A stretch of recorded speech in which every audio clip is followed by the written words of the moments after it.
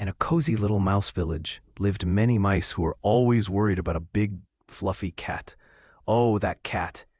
She was always sneaking around, and the poor mice lived in constant fear. They were so scared, they barely peeked out of their little mouse holes, day or night. The mice decided enough is enough. They called a very important meeting in the biggest mouse house. "We must find a way to feel safe from that cat," squeaked the eldest mouse with a worried frown. "We need a plan." Many ideas were shared. One mouse suggested building a tall wall. Another thought of digging a deep moat. But none of the plans seemed quite right. They were either too difficult or too silly. The mice sighed, feeling quite hopeless.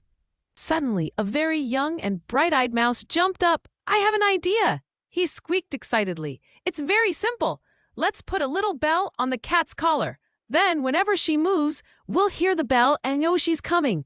We can run and hide before she even gets close." The other mice gasped. "A bell," they whispered. "What a brilliant idea!" They all cheered and clapped their tiny paws. "Yes, yes, a bell. We'll be safe at last." They were so happy and excited, imagining a life without fear. But then a very old and wise mouse with long whiskers and kind eyes slowly stood up.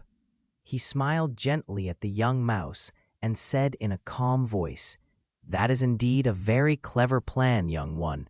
A very clever plan indeed. But tell me just one little thing." He paused for a moment, looking around at all the excited faces, and then asked softly, "Who will bell the cat?" Suddenly, the happy cheering stopped. The mice looked at each other.